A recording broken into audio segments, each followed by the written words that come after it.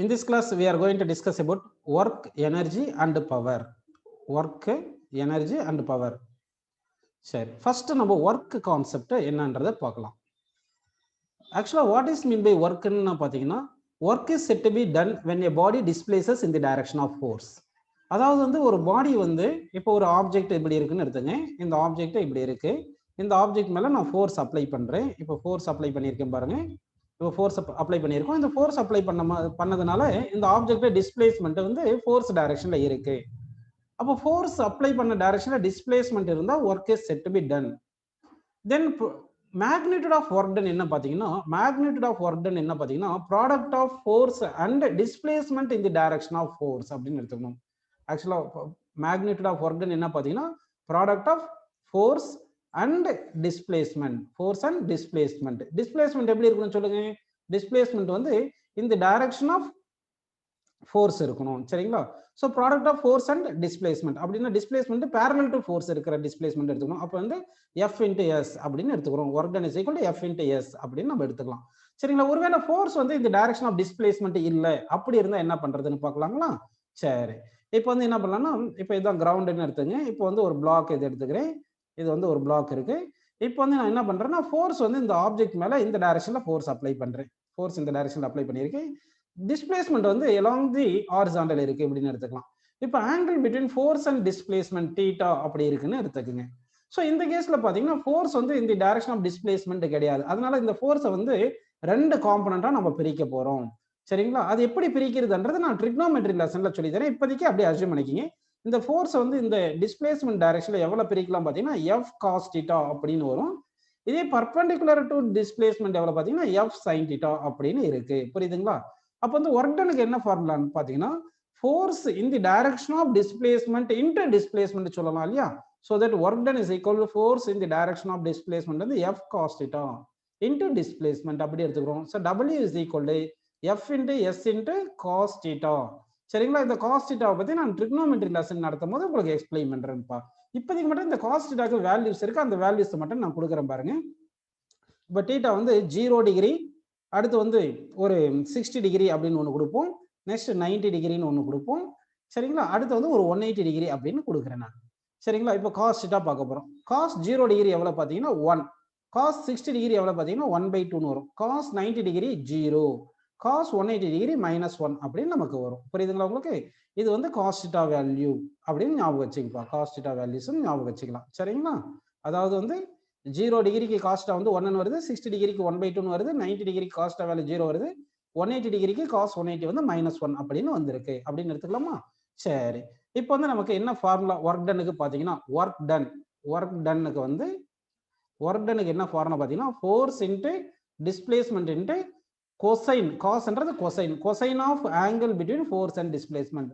அதாவது ஃபோர்ஸ் ஒரு டைரக்ஷன்ல இருக்கும், டிஸ்பிளேஸ்மெண்ட் ஒரு டைரக்ஷன்ல இருக்கும். இந்த angle between force and displacement தான் இந்த தீட்டா. இந்த தீட்டா வந்து cosine of theta, cosine of angle between force and displacement எடுத்துக்கிறோம். ஸோ அப்போ வந்து ஒர்க் டன் ஃபார்முலா வந்து F into S into cos theta அப்படின்னு எடுத்துக்கிறோம். இந்த இதுல பாத்தீங்கன்னா காஸ்ட் நான் கொடுத்துருக்கேன். இதுல மேக்ஸிமம் வேல்யூ ஆஃப் காஸ்ட் எவ்வளவு சொல்லுங்க பார்க்கலாம். What is the maximum value of cost?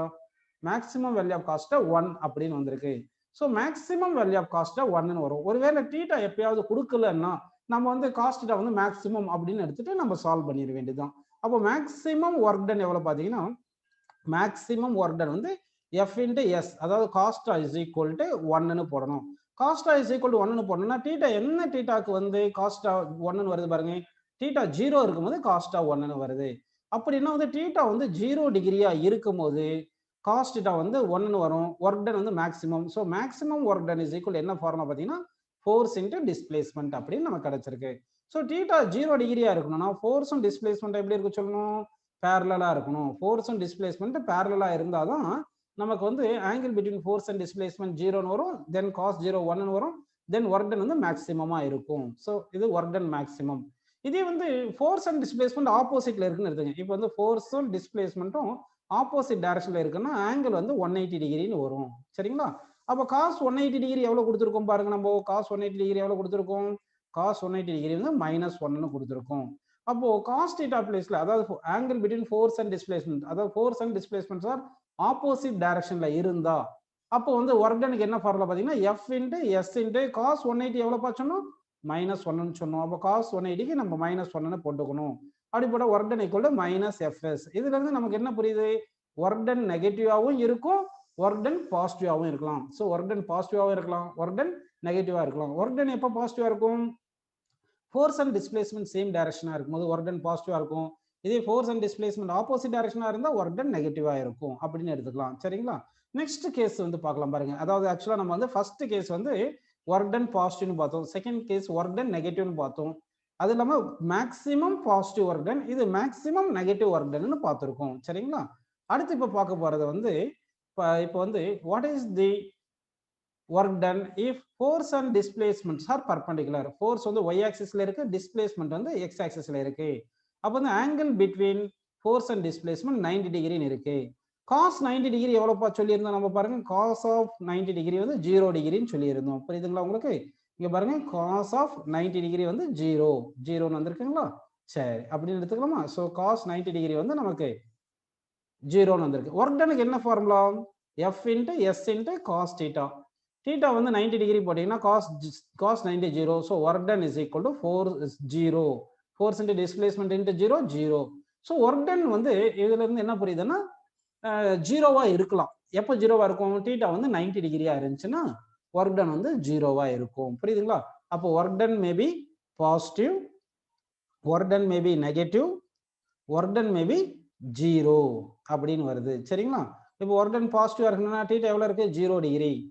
இதே தீட்டா 180 டிகிரி இருந்தா ஒர்க் டன் நெகட்டிவ். இதே தீட்டா வந்து நமக்கு வந்து 90 டிகிரியா இருந்துச்சுன்னா ஒர்க் டன் 0.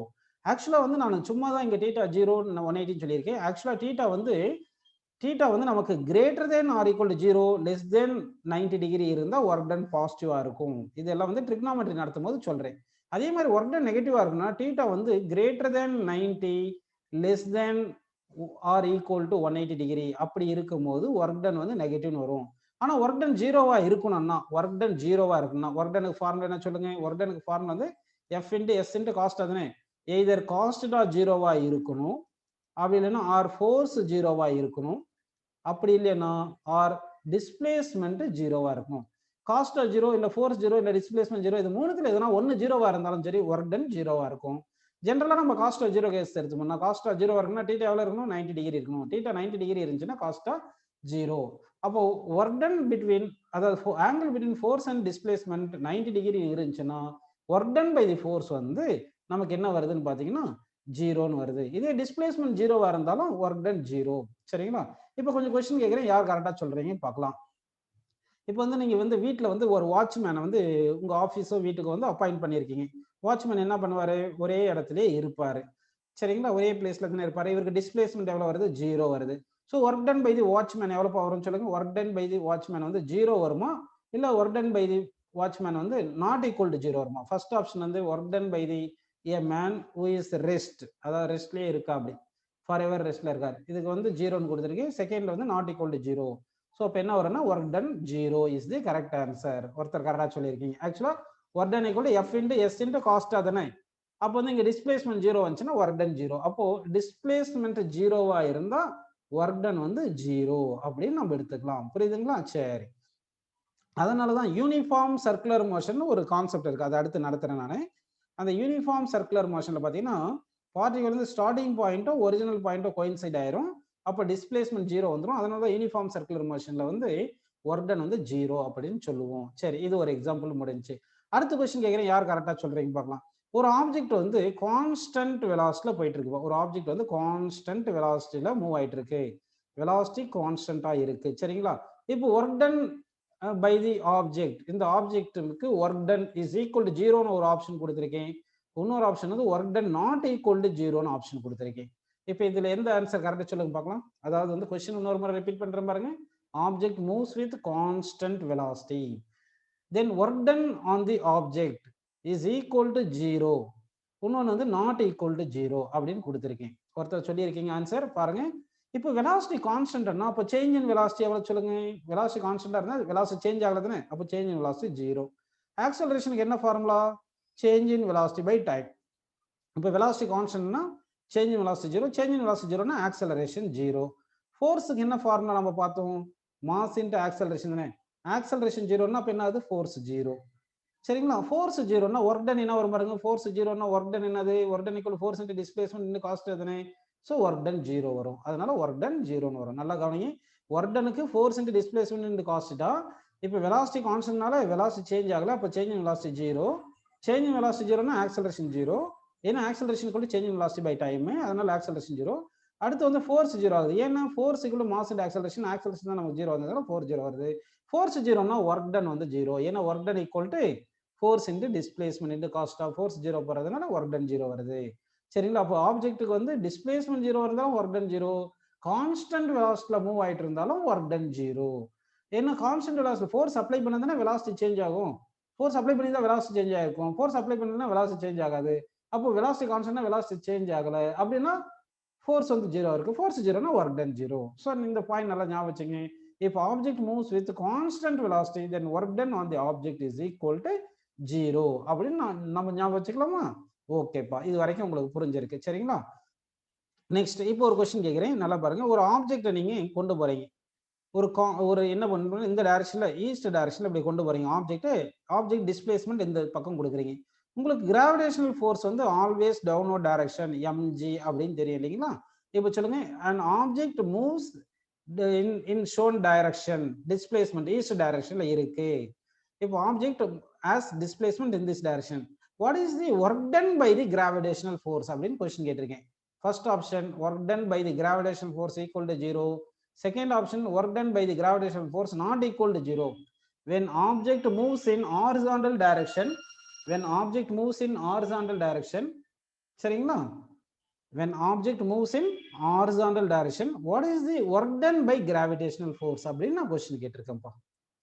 சரிங்களா, ஃபர்ஸ்ட் ஆப்ஷன் வந்து work done equal to 0, second option work done not equal to 0 அப்படின்னு கொடுத்துருக்கோம். சரிங்களா, இப்போ யார் கரெக்டா ஆன்சர் சொல்றீங்க?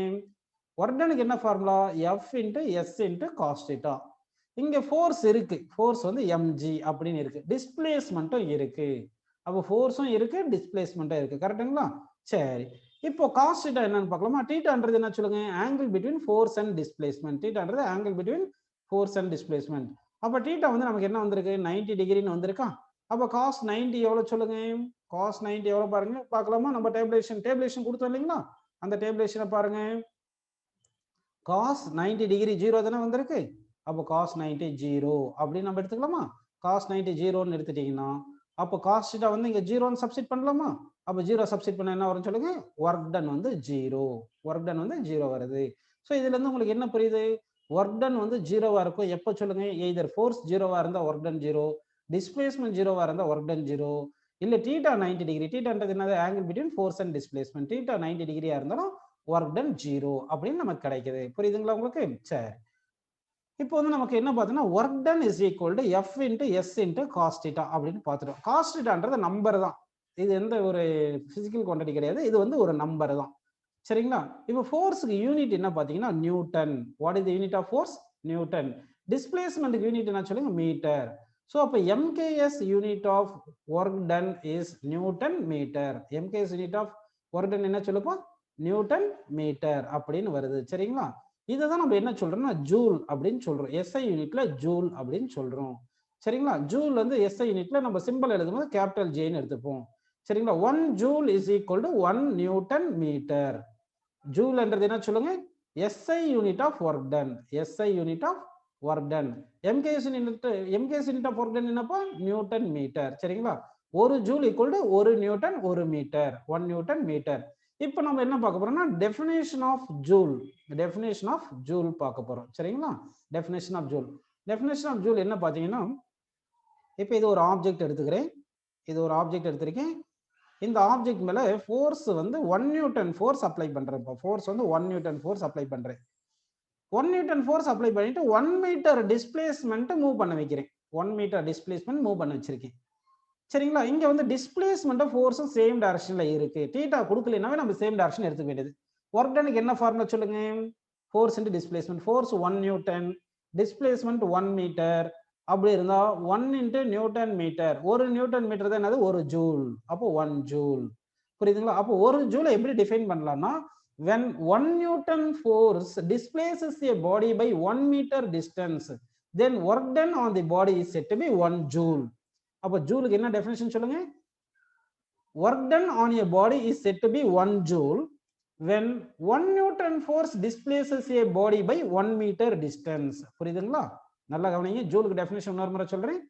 work done on the body is said to be 1 joule when 1 Newton force displaces the body by 1 meter distance அப்படின்னு வருது. புரியுதுங்களா உங்களுக்கு? இதுதான் வந்து work doneக்கு டெஃபினிஷன். சரிங்களா? சரி ஜூலுக்கு டெஃபினிஷன். அப்ப ஜூலுக்கு டெஃபினிஷன் இன்னொரு முறை சொல்லிடலாமா? work done on the body is said to be 1 joule when 1 Newton force displaces the body by 1 meter distance அப்படின்னு நம்ம எடுத்துக்கிறோம். இது வரைக்கும் உங்களுக்கு புரிஞ்சிருக்கு. சரி, நெக்ஸ்ட் வந்து நம்ம என்ன பார்க்க போறோம்னா வந்து பாருங்க, CJ's unit of work done. CJ's unit of work done. ஆக்சுவலா work done ஃபார்முலா வந்து force into displacement. கரெக்ட்டுங்களா? இப்போ நம்ம பார்க்க போறது CJ's unit of work done. ஃபோர்ஸ்க்கு என்னப்பா CJ's unit? dyne. ஃபோர்ஸ்க்கு என்ன CJ's unit சொல்லுங்க? dyne. டிஸ்பிளேஸ்மென்ட்க்கு என்ன unit? Centimetre. So time centimetre தான் CJ's unit of work done. இந்த டைன் சென்டிமீட்டருக்கு என்ன சொல்றோம்னா எர்க் அப்படின்னு சொல்றோம். எர்க் என்ன சொல்லுங்க? எர்க். அப்போ erg is the CJ's unit of work done. 1 erg equal to எவ்வளவுன்னு பாத்தீங்கன்னா 1 erg equal to 1 dyne into centimetre. 1 dyne into 1 centimetre தான் 1 erg அப்படின்னு எடுத்துக்கணும். நமக்கு ஆல்ரெடி என்ன தெரியும் பாருங்க, 1 Newton is equal to 10 power 5 time அப்படின்னு தெரியும். இதுல இருந்து நமக்கு ஒரு டைன் ஈக்குவல் டு ஒரு டைன் ஈக்குவல் என்ன வரும்னு சொல்லுங்க? 10 பவர் மைனஸ் 5 நியூட்டன் அப்படின்னு வருது. அடுத்து வந்து 1 metre is equal to 10 power 2 centimetre அப்படி தெரியும். இதுல இருந்து சென்டிமீட்டர் என்ன வரும்னு சொல்லுங்க? 1 centimetre equal to 10 power minus 2 metre அப்படின்னு வருது. சரி, இதை இப்போ சப்ஸ்டிட் பண்ணலாம். அப்போ 1 எர்க் இஸ் ஈக்குவல் டு ஒரு டைன்ன்றது 10 பவர் மைனஸ் 5 நியூட்டன் இன்ட்டு ஒரு சென்டிமீட்டர்ன்றது 10 பவர் மைனஸ் 2 சென்டிமீட்டர். கரெக்டுங்களா? இப்போ 10 பவர் மைனஸ் 5 10 பவர் மைனஸ் 2 சேர்த்தா 10 பவர் மைனஸ் 7 நியூட்டன் மீட்டர்ன்றது ஜூல். அப்போ 1 erg is equal to 1 erg is equal என்ன வந்திருக்கு பாருங்க? 10 power minus 7 joule. 1 erg equal to 10 power minus 7 joule அப்படின்னு வந்திருக்கு. இதுல இருந்து ஒரு ஜூல் ஈக்குவல் என்ன வரும்னு சொல்லுங்க? 10 பவர் 7 எர்க். ஒரு ஜூல் ஈக்குவல் என்னப்பா ஃபார்முலா? 10 பவர் 7 எர்க் அப்படின்னு நமக்கு கிடைச்சிருக்கு. சரி, ஃபர்ஸ்ட் வந்து இப்போ நம்ம எர்க்கு டெஃபினேஷன் பார்க்கலாமா? Definition of erg. எர்க்ன்றது என்ன சொல்லுங்க? ஒரு டைன் இன்ட்டு ஒரு சென்டிமீட்டர். அப்படின்னா வந்து நம்ம என்ன பண்றோம்னா ஒரு ஆப்ஜெக்ட் எடுத்துப்போம். இந்த ஆப்ஜெக்ட் மேல ஃபோர்ஸ் வந்து ஒரு டைன் ஃபோர்ஸ் அப்ளை பண்ணலாம். ஒரு டைன் ஃபோர்ஸ் அப்ளை பண்ணலாம். அப்படி ஒரு டைன் ஃபோர்ஸ் அப்ளை பண்ணி இந்த பாடியை வந்து 1 சென்டிமீட்டர் டிஸ்பிளேஸ்மெண்ட் மூவ் பண்ணி வச்சிருக்கும். அப்போ ஒர்க் டன் என்ன வரும் சொல்லுங்க? Force into displacement. ஃபோர்ஸ் எவ்வளோ? ஒரு டைன் இன்ட்டு டிஸ்பிளேஸ்மெண்ட் எவ்வளோ? 1 சென்டிமீட்டர். ஸோ ஒரு டைன் இன்ட்டு சென்டிமீட்டர் எவ்வளோ? எர்க். அப்படின்னா work done is set to be 1 erg when 1 dyne force displaces the body by 1 centimeter distance அப்படின்னு நம்ம எடுத்துக்கணும். புரியுதுங்களா? அப்ப எர்க்குக்கு என்ன டெஃபினிஷன் சொல்லுங்க? work done on the body is said to be 1 erg when 1 dyne force displaces the body by 1 centimeter distance அப்படின்னு நம்ம எடுத்துக்கிறோம். இதுதான் டெஃபினேஷன் ஃபார் எர்க் அப்படின்னு கிடைச்சிருக்கு. சரி, அப்படின்னா நமக்கு என்னென்ன யூனிட் கிடைச்சிருக்கு பாருங்க. ஒர்க் டன்னுக்கு வந்து ஒர்க் டன்க்கு என்னென்ன யூனிட் கிடைச்சிருக்கு பாத்தீங்கன்னா நியூட்டன் மீட்டர், இது வந்து MKS யூனிட். அடுத்து வந்து ஜூல், இது வந்து SI யூனிட். கரெக்டுங்களா? ஒரு ஜூல் இஸ் ஈக்குவல் டு ஒரு நியூட்டன் மீட்டர் அப்படின்னு புரிஞ்சிருக்கு. அடுத்து CJ's யூனிட்ல என்ன சொல்றோம்னு சொல்லுங்க? Dyne centimetre. இந்த டைன் சென்டிமீட்டர் தான் நம்ம என்ன சொல்றோம்? எர்க்னு சொல்றோம். அதாவது 1 erg is equal to 1 dyne centimetre அப்படின்னு நம்ம யூனிட்டை பார்த்துருக்கோம். சரி, அடுத்து ஒர்க் டன் அப்படின்னா என்ன பார்த்தீங்கன்னா, ஒர்க் டன் வந்து இதுக்கு வந்து டைரக்ஷன் கிடையாது. நமக்கு ஏதாவது ஒரு ஒர்க் கொடுத்தாங்கன்னா அந்த ஒர்க் நார்த் டைரக்ஷன்ல பண்ணியிருக்கோம், ஈஸ்ட் டைரக்ஷன்ல பண்ணியிருக்கோம் அப்படின்னு சொல்ல முடியாது. அதனால ஒர்க் டன்னுக்கு வந்து டைரக்ஷன் கிடையாது. அப்போ டைரக்ஷன் இல்லாத பிசிக்கல் குவான்டிட்டியை நம்ம என்ன சொல்லுவோம்னா scalar physical quantity. So work done என்ன சொல்றோம்? நம்ம ஸ்கேலார் பிசிக்கல் குவான்டிட்டி அப்படின்னு எடுத்துக்கிறோம். சரிங்களா? சரி, இப்போ நம்ம என்ன பண்ணலாம்னா கிராஃப் வரைவோம். ஃபோர்ஸ் டிஸ்பிளேஸ்மெண்ட் கிராஃப் வரைப்போறேன் நான். சரிங்களா? ஃபோர்ஸ் வந்து ஒய் ஆக்சிஸ்ல எடுத்துக்கிட்டு டிஸ்பிளேஸ்மெண்ட்டை வந்து எக்ஸ் ஆக்சிஸ்ல எடுத்துக்கிறேன். என்ன பண்ணியிருக்கேன் பாருங்க, ஃபோர்ஸை வந்து ஒய் ஆக்சிஸ்லயும் டிஸ்பிளேஸ்மெண்ட் எக்ஸ் ஆக்சிஸ்ல எடுத்துட்டு இப்போ கிராஃப் வரைஞ்சிருக்கேன். இப்படி வந்து கிராஃப் வரைஞ்சிருக்கேன். ஸோ ஃபோர்ஸ் வந்து ஒய் ஆக்சிஸ்ல எடுத்திருக்கோம், டிஸ்பிளேஸ்மெண்ட் வந்து எக்ஸ் ஆக்சிஸ்ல எடுத்திருக்கோம். இப்போ நம்ம என்ன பார்க்க போறோம்னா area under the graph. Area under the graph. Area under the graph என்னன்னா சொல்லுங்க?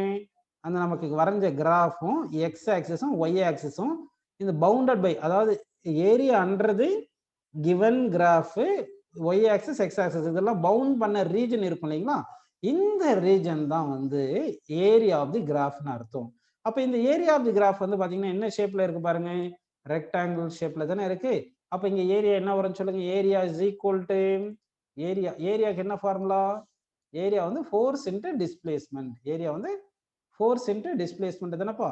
அப்ப ஏரியா ஈக்குவல் டு, சரி ஏரியா ஆஃப் தி ரெக்டாங்கிள் வந்து லெங்த் இன்டு பிரெத், லெங்த் வந்து டிஸ்பிளேஸ்மெண்ட், பிரெத் வந்து ஃபோர்ஸ் வருது. அப்ப இங்க வந்து ஏரியா வந்து லெங்த் இன்டு பிரெத் வந்து force into displacement.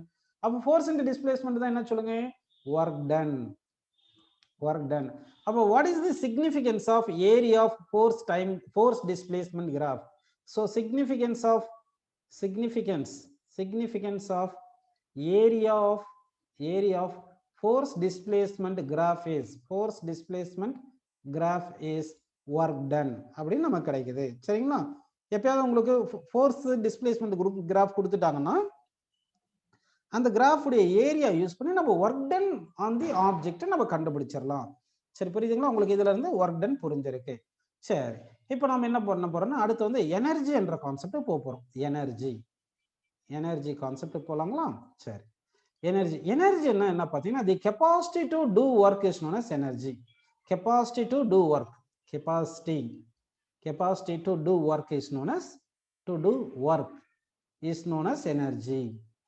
The capacity to do work is known as energy அப்படின்னு நம்ம எடுத்துக்கிறோம். சரிங்களா, அப்படின்னா வந்து ஒர்க் டன் தான் ஸ்டோர்ட் ஆஸ் எனர்ஜி அப்படின்னு எடுத்துக்கணும். அப்போ ஒர்க் டன் தான் ஸ்டோர்ட் ஆஸ் எனர்ஜினா அப்படின்னா வந்து எஸ்ஐ யூனிட் ஆஃப் எனர்ஜி என்ன வரும் பார்த்தீங்கன்னா joule. So SI unit of energy is joule அப்படின்னு எடுத்துக்கிறோம். சரிங்களா, ஏன்னா ஒர்க் டன் தானே எனர்ஜியா ஸ்டோர் ஆகுது. அப்போ ஒர்க் டன் யூனிட் தான் எனர்ஜிக்கு யூனிட் அப்படின்னு எடுத்துட்டு ஜூல்னு எடுத்துக்கிறோம்.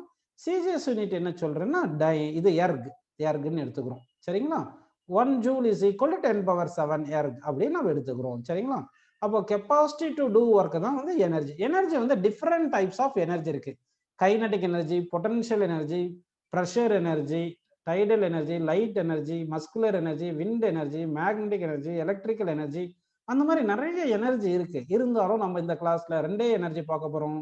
ஒன்று வந்து கைனடிக் எனர்ஜி, இன்னொன்று வந்து பொட்டன்ஷியல் எனர்ஜி அப்படின்னு பார்க்கலாம். சரிங்களா, ஃபர்ஸ்ட் நம்ம பார்க்க போறது கைனடிக் எனர்ஜி நம்ம பார்க்கலாம். புரியுதுங்களா? ஸோ கைனடிக் எனர்ஜி அப்படின்னா என்ன பார்த்தீங்கன்னா it is the energy possessed by the body by the virtue of motion. Kinetic energy என்ன பார்ப்பா, it is the energy possessed by the body by the virtue of motion. ஒரு object மோஷன்ல இருந்தா அது kinetic energy இருக்கும் அப்படின்னு நம்ம எடுத்துக்கலாம். சரிங்களா, இப்போ வந்து பாருங்க, இப்போ இது ஒரு ஆப்ஜெக்ட் இருக்குன்னு எடுத்துங்க, இது இனிஷியல் வெலாசிட்டி 0ன்னு இருக்குன்னு எடுத்துங்க. இப்போ இந்த ஆப்ஜெக்ட் மேல நம்ம ஃபோர்ஸ் அப்ளை பண்றோம். ஃபோர்ஸ் அப்ளை பண்றதுனால இந்த ஆப்ஜெக்ட் வந்து டிஸ்பிளேஸ் ஆகுது. எவ்வளவு டிஸ்பிளேஸ்மெண்ட், எஸ் டிஸ்பிளேஸ்மெண்ட் வந்திருக்கு. எஸ் டிஸ்பிளேஸ்மெண்ட் வரும்போது இந்த பாடிக்கு வெலாசிட்டி வின்னு எடுத்துக்கலாம். புரியுதுங்களா உங்களுக்கு? சரி, இப்போ இந்த பாடியோட மாஸ் எம்னு எடுத்துக்கோங்க. இப்போ இந்த ஃபோர்ஸ் அப்ளை பண்றதுனால இந்த பாடிக்கு வந்து ஆக்சலரேஷன் இருக்கு இல்லையா, force equal to mass into acceleration. So acceleration equal to force by mass அப்படின்னு வந்திருக்கு. சரிங்களா, இப்போ ஒர்க் பண்ணியிருக்கோம் இல்லைங்களா, அந்த ஒர்க் டன் தான் கன்வெர்டட் இன்டு கைனடிக் எனர்ஜி. அதாவது kinetic energy is equal to work done. Work the capacity to do work is known as energy தானே. அப்போ நம்ம எவ்வளோ ஒர்க் பண்ணியிருக்கோம் அதுதான் எனர்ஜியா ஸ்டோர் ஆயிருக்கும், கைனடிக் எனர்ஜியா ஸ்டோர் ஆயிருக்கும். அப்போ ஒர்க் டனுக்கு என்ன ஃபார்முலா, ஃபோர்ஸ் இன்டு டிஸ்பிளேஸ்மெண்ட் அப்படின்னு எடுத்துக்கலாமா, ஃபோர்ஸ் இன்டு டிஸ்பிளேஸ்மெண்ட். அப்போ ஃபோர்ஸுக்கு என்ன ஃபார்முலா, மாஸ் இன்டு ஆக்சலரேஷன், இந்த டிஸ்பிளேஸ்மெண்ட் எஸ்ன்னு எழுதிக்கலாம். உங்களுக்கு ஒரு ஃபார்முலா தெரியும், ஃபைனல் வெலாசிட்டிக்கும் இனிஷியல் வெலாசிட்டிக்கும் ரிலேட் பண்ற மாதிரி ஒரு ஃபார்முலா தெரியும். என்ன சொல்லுங்க, v² - u² = 2as. இந்த ஃபார்முலா தெரியும் இல்லையா. இங்க இனிஷியல் வெலாசிட்டி 0னால இனிஷியல் வெலாசிட்டி 0 போட்டுங்க. அப்போ v² = 2as ன்னு வருது. இதுல இருந்து as = என்ன வரும் சொல்லுங்க, v²/2. as = என்ன வருது, v²/2. அப்படின்னா இந்த as பிளேஸ்ல என்ன போடலாம், v²/2 போட்டோம்னா என்ன வருது பாருங்க, இங்க m ஆல்ரெடி இருக்கு, ஒரு v²/2 போடுறது இங்க ஆஃப்னு போட்டுக்கிறேன். சரிங்களா, அப்போ kinetic energy is equal to ½ mv². இப்போ கைனடிக் எனர்ஜி ஈக்குவல் என்ன வருது பாருங்க, ½ mv² அப்படின்னு ஃபார்முலா நமக்கு கிடைக்குது. அதாவது இப்போ வந்து நல்லா பாருங்க, ஒரு ஆப்ஜெக்ட் வந்து கான்ஸ்டன்ட் வெலாசிட்டில போனா, வெலாசிட்டி கான்ஸ்டன்டா இருந்தா kinetic energy directly proportional to mass அப்படின்னு வரும். இதே மாஸ் கான்ஸ்டன்டா இருந்தா kinetic energy directly proportional to velocity square அப்படின்னு கிடைக்கும். ஆப்ஜெக்ட் மாஸ் கான்ஸ்டன்டா இருக்கு, வெலாசிட்டி வந்து டபுள் பண்ணா கைனடிக் எனர்ஜி 4 டைம்ஸ் ஆயிரும். கைனடிக் எனர்ஜி எத்தனை டைம்ஸ் ஆயிரும்? 4 டைம்ஸ் ஆயிரும் அப்படின்னு உங்களுக்கு கைனடிக் எனர்ஜிக்கு புரியுது. சரிங்களா? இப்போ என்ன பண்றேன், நான் கிராஃப் வரைய போறேன். என்ன கிராஃப் வரைகிறேன் பாருங்க. ஒய் ஆக்சிஸ்ல கைனடிக் எனர்ஜியும் எக்ஸ் ஆக்சிஸ்ல வெலாசிட்டியும் எடுத்து கிராஃப் வரையும். நல்லா கவனிங்க. ஒய் ஆக்சிஸ்ல என்ன பண்ண போறேன்னு சொல்லுங்க, கைனடிக் எனர்ஜி, எக்ஸ் ஆக்சிஸ்ல வெலாசிட்டின்னு எடுக்கிறேன். இப்படி வரைஞ்சா கிராஃப் எப்படி வரும் பார்த்தீங்கன்னா, kinetic energy is equal to half m v square தானே. அப்போ வந்து வெலாசிட்டி டபுள் பண்ணா கைனடிக் எனர்ஜி 4 டைம் ஆகும், வெலாசிட்டி ட்ரிபிள் பண்ணா கைனடிக் எனர்ஜி 9 டைம்ஸ் ஆகும். அப்படின்னா கைனடிக் எனர்ஜி என்ன ஆகுதுன்னா, வெலாசிட்டி இன்க்ரீஸ் ஆகுறத விட கைனடிக் எனர்ஜி ரொம்ப ஃபாஸ்டா இன்க்ரீஸ் ஆகுது. அப்போ வெலாசிட்டி இன்க்ரீஸ் ஆகிறத விட கைனடிக் எனர்ஜி ரொம்ப ஃபாஸ்டா அப்படி இன்க்ரீஸ் ஆகும். அப்போ கிராஃப் இந்த மாதிரி கிடைக்கும். ஸோ இந்த கிராஃப் இப்படி கிடைக்குது. சரிங்களா? Parabola graph. இது வந்து பேராபோலா கிராஃப் அப்படின்னு கிடைக்குது. இதே நம்ம வந்து கைனடிக் எனர்ஜிக்கும் வெலாசிட்டி ஸ்கொயருக்கும் கிராஃப் வரைகிறதா எடுத்துக்கலாம். கைனடிக் எனர்ஜிக்கும் வெலாசிட்டி ஸ்கொயருக்கும் கிராஃப் வரையலாம். சரிங்களா? அப்படி வரைஞ்சோம்னா அப்போ கிராஃப் எப்படி வரும் பார்த்தீங்கன்னா, ஸ்ட்ரைட் லைன் கிடைக்கும். கைனடிக் எனர்ஜிக்கும் வெலாசிட்டி ஸ்கொயருக்கும் கிராஃப் வரைஞ்சோம்னா, அதாவது கைனடிக் எனர்ஜி ஒய் ஆக்சிஸ்லையும் வெலாசிட்டி ஸ்கொயரை எக்ஸ் ஆக்சிஸ்னு எடுத்து கிராஃப் வரைஞ்சா straight line passes through origin அப்படின்னு நமக்கு கிடைக்கும். புரியுதுங்களா உங்களுக்கு? ஸோ இதுல இருந்து உங்களுக்கு கைனடிக் எனர்ஜி அப்படின்றது என்னன்னு புரிஞ்சு. கைனடிக் எனர்ஜி என்னது? கெப்பாசிட்டி, அதாவது energy possessed by the body by the virtue of motion அப்படின்னு கொடுத்தோம். அப்போ கைனடிக் எனர்ஜிக்கு என்ன formula? Half m v square அப்படின்னு வந்திருக்கு. ஒரு பார்ட்டிகல் மோஷன்ல இருந்துச்சுன்னா அது கண்டிப்பா கைனடிக் எனர்ஜி இருக்கும். அதே மாதிரி ஒரு பார்ட்டிகல் மோஷன்ல இருந்தா மொமெண்டமும் இருக்கும். மொமெண்டம் வந்து மாஸ் இன்டு வெலாசிட்டி. புரியுதுங்களா? அப்படின்னா மோஷன்ல இருந்தா கைனடிக் எனர்ஜி இருக்கு, அதே மாதிரி மொமெண்டமும் இருக்குன்னா இது ரெண்டுத்தையும் கம்பைன் பண்ணலாமா? கம்பைன் பண்ணி எழுதலாம் பாருங்க. அப்ப எப்படி வரும் பாத்தீங்கன்னா, இங்க மொமெண்டம் ஸ்கொயர் பண்ணிருங்க, is equal to m square v square வந்திருக்கா? சரி, இதுல இருந்து வி ஸ்கொயர் ஈக்குவல் என்ன வரும் பாருங்க, பி ஸ்கொயர் பை எம் ஸ்கொயர்னு வருதா? இந்த வெலாசிட்டி ஸ்கொயரை கொண்டு போய் இங்க சப்ஸ்டிட் பண்ணுங்கப்பா. சப்ஸ்டிட் பண்ண என்ன வருது பாருங்க, kinetic energy is equal to half into m into velocity square பிளஸ்ல பி ஸ்கொயர் பை எம் ஸ்கொயர்னு சப்ஸ்டிட் பண்ணியாச்சு இந்த வேல்யூ. அப்போ ஒரு எம் ஒரு ஸ்கொயர் கேன்சல் ஆயிடுச்சு. So kinetic energy is equal to momentum square by 2 the mass அப்படின்னு நமக்கு வருது. புரியுதுங்களா? சரி, இப்போ வந்து என்ன பண்ணலாம், அப்போ மொமெண்டம் கான்ஸ்டன்டா